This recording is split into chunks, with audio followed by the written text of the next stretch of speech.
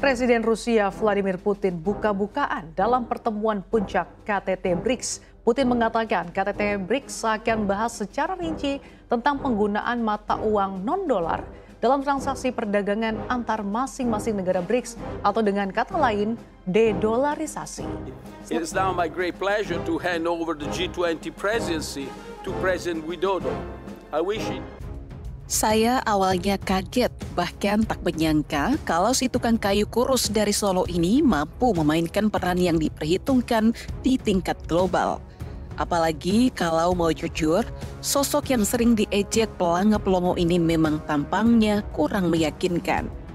Namun makin kesini, saya mulai mengerti. Gerak-geriknya di panggung dunia semakin terbaca.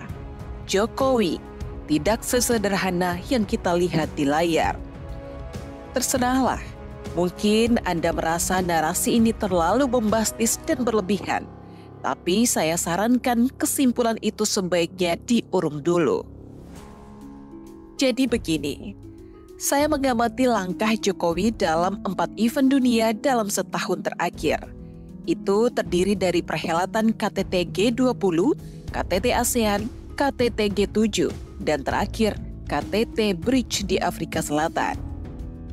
Ketika membahas tentang G20, sejarah pendiriannya tak lepas dari G7 atau Group of Seven. Kelompok G7 yang telah lebih dulu dibentuk pada tahun 1975. Negara G7 terdiri dari Amerika Serikat, Kanada, Prancis, Jerman, Italia, Jepang, dan Inggris. Namun sayangnya G7 dianggap gagal mencari solusi atas masalah perekonomian global yang puncaknya setelah krisis pada tahun 1998. G7 kemudian merangkul negara-negara maju dan berkembang lainnya untuk membentuk G20. G20 melibatkan negara-negara menengah dan memiliki pengaruh ekonomi secara sistematik dalam perundingan global termasuk Indonesia. Jadi bisa dikatakan bahwa baik G7 maupun G20 dicetus oleh negara atau blok barat yakni Amerika dan sekutunya.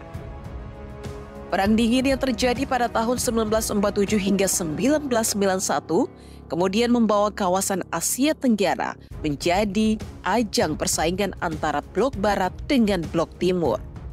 Situasi ini mendorong sejumlah pemimpin di Asia Tenggara untuk bekerja sama menciptakan suasana aman dan damai dengan mendirikan ASEAN.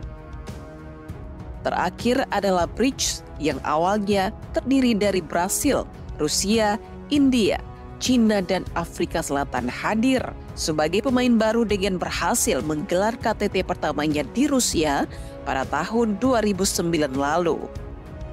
KTT BRICS yang kedua berlangsung pada tanggal 15 April 2010 di ibu kota Brasil, Brasilia. Pada kedua KTT tersebut, BRICS mengatakan posisinya pada berbagai isu global. Dua di antaranya adalah: pertama, reformasi institusi keuangan internasional seperti IMF dan Bank Dunia agar dapat lebih menampung aspirasi negara-negara berkembang. Dua, perlunya diversifikasi sistem moneter internasional dengan tidak terfokus lagi pada US dollar sebagai mata uang internasional. Dengan kata lain, BRICS hadir untuk menata ulang bagaimana dunia ini bekerja di bawah dominasi blok barat yang dibekingi oleh Amerika Serikat. Putin dan kawan-kawan menyebutnya sistem dunia unipolar. Kata dunia unipolar sendiri berarti hanya satu negara atau satu area yang memiliki kekuatan. Karena dengan sistem yang menguntungkan satu kekuatan, maka otomatis mengorbankan blok dunia yang lain, terutama negara berkembang. Untuk itulah BRICS punya ambisi untuk menciptakan sistem baru yang multipolar atau lebih dari satu blok sehingga menciptakan keseimbangan dunia. Jokowi memainkan peran. Jika Anda merasa bahwa narasi saya di awal video ini terlalu lebay dan bombastis tentang peran Jokowi di panggung dunia, maka saya ingin menjelaskan begini. Pertama, Presiden Jokowi berhasil menjadi ketua presidensi G20 baru-baru ini dan fakta itu diakui dunia.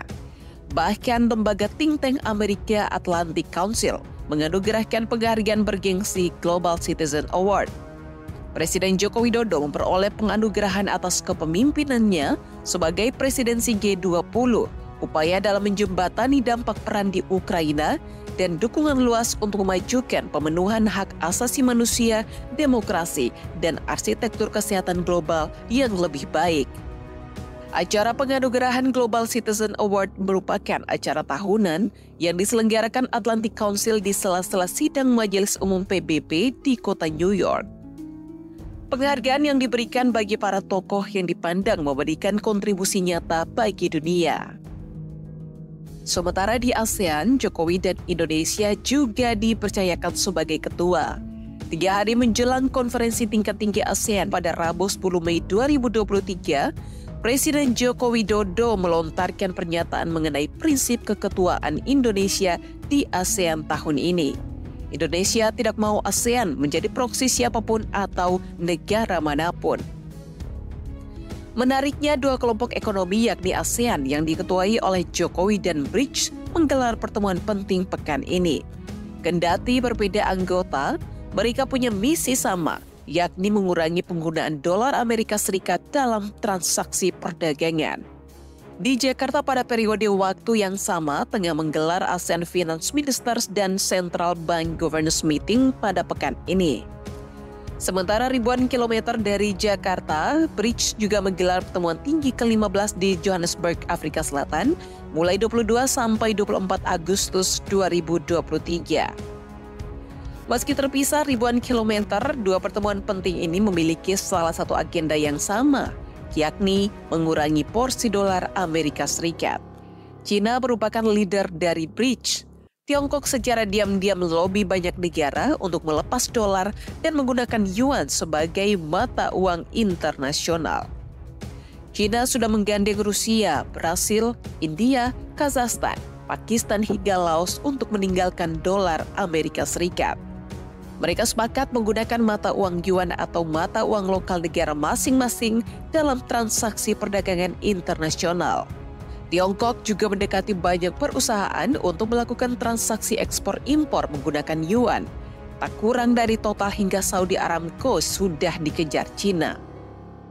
Ibarat gayung bersambut, Indonesia juga mengawali dedolarisasi pada akhir 2017 dengan menandatangani kesepakatan bersama Malaysia dan Thailand.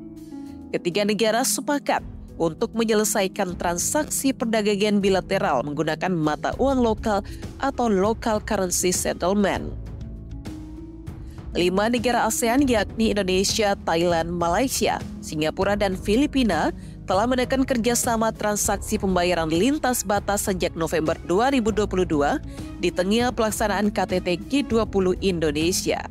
Setelah pertemuan ini nantinya bukan hanya 5 negara, tapi siap diperluas menjadi 10 dan akan diperluas secara global dengan proyek berikutnya. Di tengah proyek mengubah tatanan dunia melalui dedolarisasi tersebut, Jokowi malah menggaungkan perang baru dengan kebijakan hilirisasi industri. Ekspor mentah nikel dan bauksit sudah resmi dilarang Jokowi, menyusul tembaga bahkan sampai ke hasil laut. Lantas, siapa dan apa agenda Jokowi? Kita akan membahas di video selanjutnya. Karena hilirisasi di Sulteng, sebelum hilirisasi hanya 1.800 tenaga kerja yang terangkut di dalam pengolahan nikel.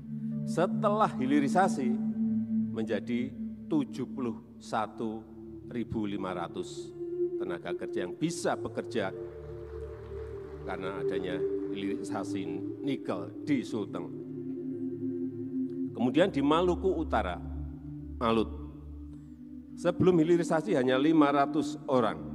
Setelah hilirisasi menjadi 45.600 pekerja yang bisa bekerja di hilirisasi nikel yang ada di sana.